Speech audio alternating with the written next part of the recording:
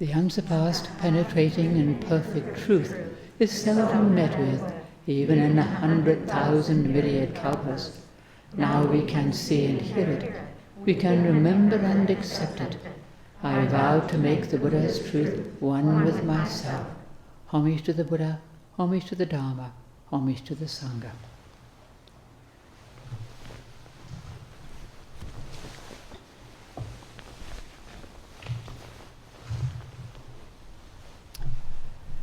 When Reverend Master Jiyu was alive, every now and then she would talk about the 5 laws of the universe. And the way she put them was like this. First, the world is not answerable to my personal will. We are not in charge.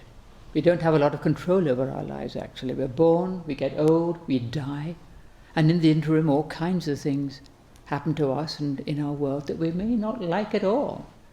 And there's only so much that we can do about it. We're really not in charge of this world, clearly. Nobody is actually, no matter how powerful they may think they are, they're not in charge of the world. Everybody has to get old, sick and die. If they're lucky. If they're not lucky, they die before they get old. Second, the law of change and permanence. Nothing lasts forever, everything changes all the time. And we've talked about this quite a bit, so I won't go into it. Now, it's very obvious, but we tend to resist it. We don't want to lose things or have them change. Third, the law of karma, cause and effect. Our actions have consequences. Simply put, if we do good, good will accrue to us. If we do harm, suffering will accrue to us. Again, we've talked about this quite a lot. Fourth, the 4th law. Without fail, evil is vanquished and good prevails. I'll come back to this one. We don't hear about it a whole lot, and now is the time to think about it. And 5th, all people have the intuitive knowledge of Buddha nature, whether they heed it or not. Well, these are really big ideas, big concepts, and they have the longer view. There is a longer view than this immediate moment right now. In a sense, this immediate moment right now is all we have, and there's also a longer, bigger, wider view. So we've talked about some of these laws of the universe a number of times: impermanence, karma, the fact we're not as much as control of our lives as we might think we are, But this 4th law, without fail, evil is vanquished and good prevails. What does that mean, and how can it be so in our present world, where there's so much suffering and a lot of it is preventable? It can seem like wishful thinking or just avoiding reality. Oh, everything is fine really, it's all empty anyway, Well, in the deepest sense that may be so. However, there's still a huge amount of suffering, and we don't want to pretend it's not there. So, how do we deal with that one? Well, in Buddhism, evil is that which creates suffering. It's not intrinsic badness. It's not the duality of good versus evil. Good people versus bad people. Of course, we're the good people. They're the bad people, No one is completely perfect. No one is completely horrible. We all have a mix. Some people create a whole lot of harm. But that doesn't mean that they are evil. They may do evil things, but it doesn't mean you're an evil person if you do evil things. Everybody has that goodness within them, because there's that 5th law. All beings, all people have the intuitive knowledge of Buddha nature. We're all part of Buddha nature. All beings have innate goodness within them. Brahmasi used to say that, young children are generally much more in touch with their Buddha nature than the rest of us. But then most of us lose sight of it as we grow older. She said round about the age of 7, children tend to kind of lose that.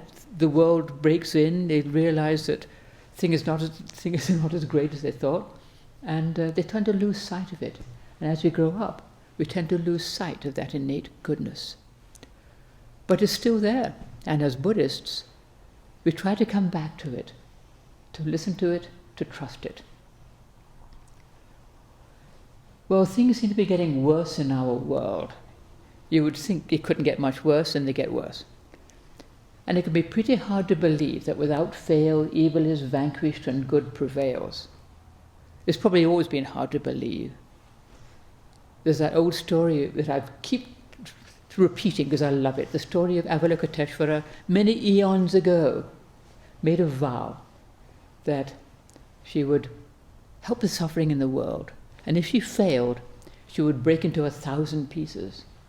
Well, she was helping beings for eons and eons and thousands and thousands and thousands of years and kalpas and so on, and she looked down and things were just as bad as they'd always been, or so they seemed to be. And so she said, I failed, broke into 1,000 pieces. Then Amida Buddha comes along and says, well, we can't have this. And he puts her back together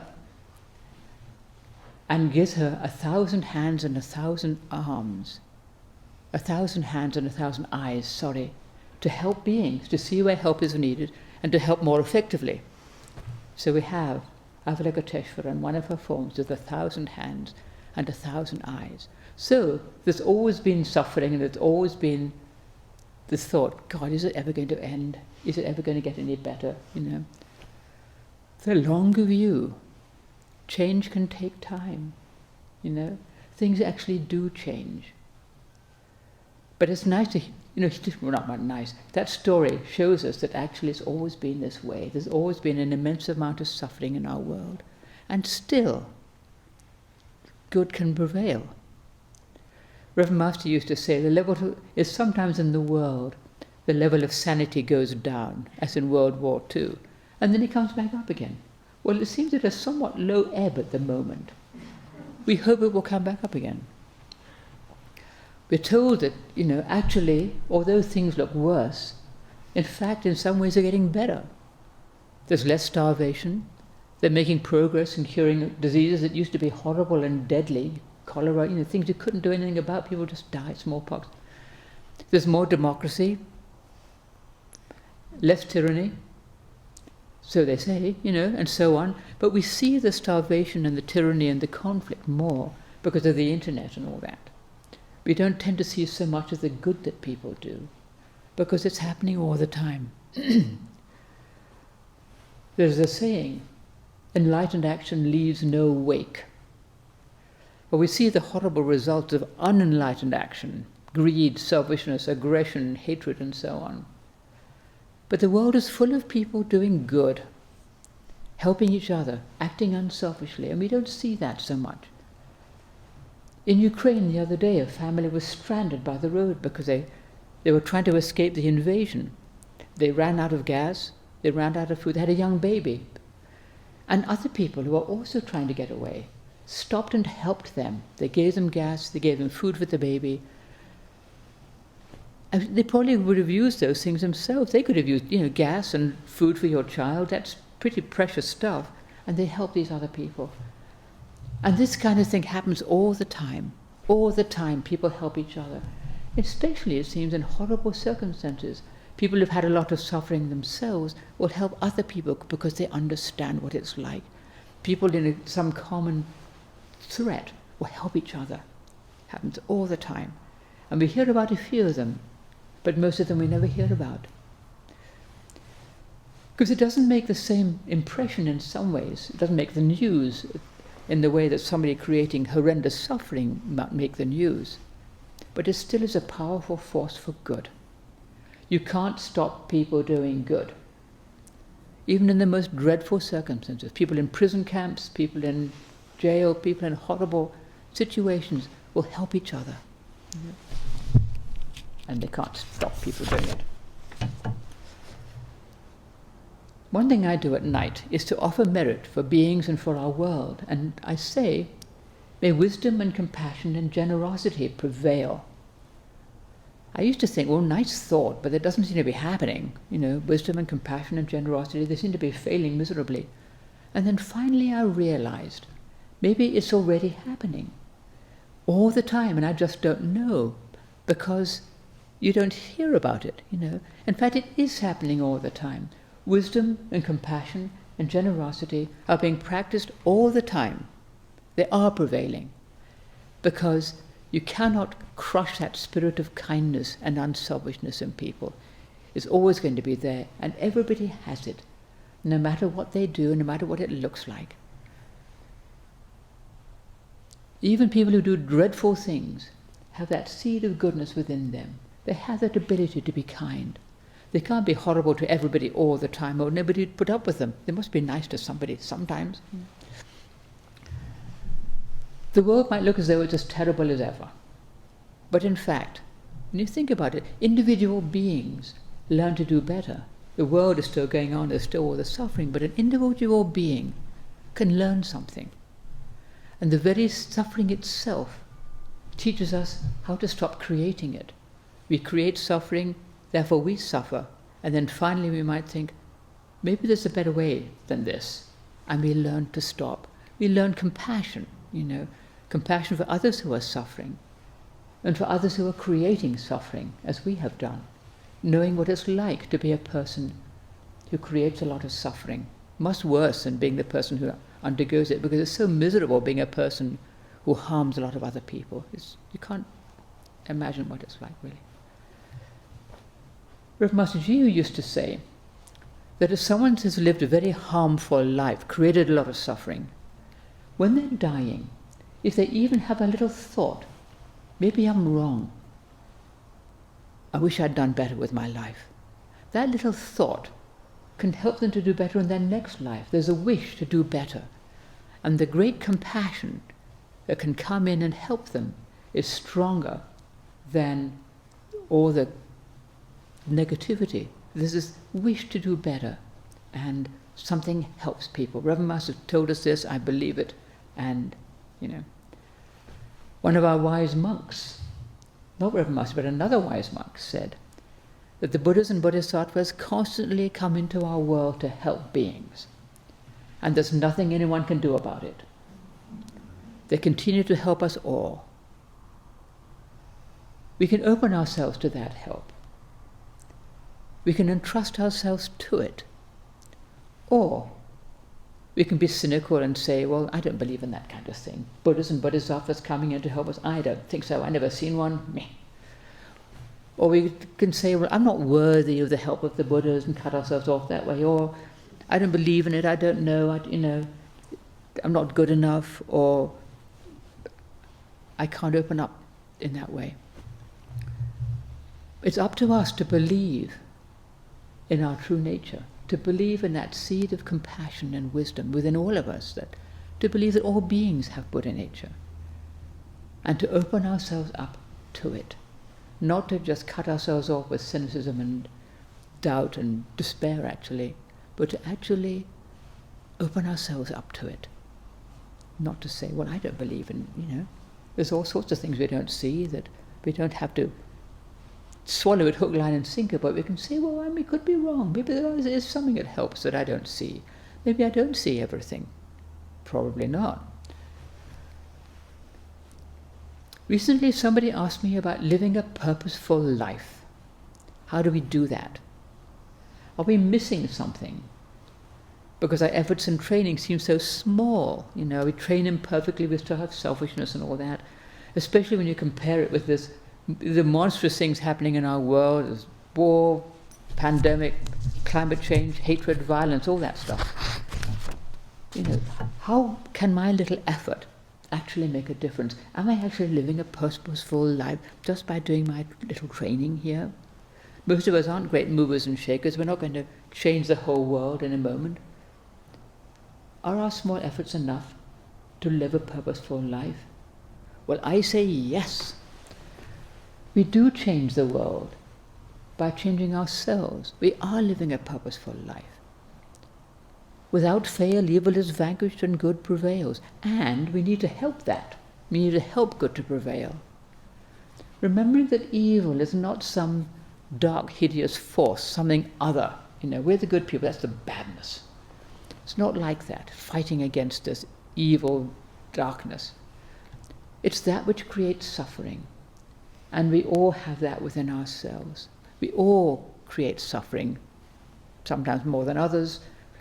And it's up to us to transform our own selfishness and our own potential for creating suffering, and train ourselves as deeply and wholeheartedly as we can.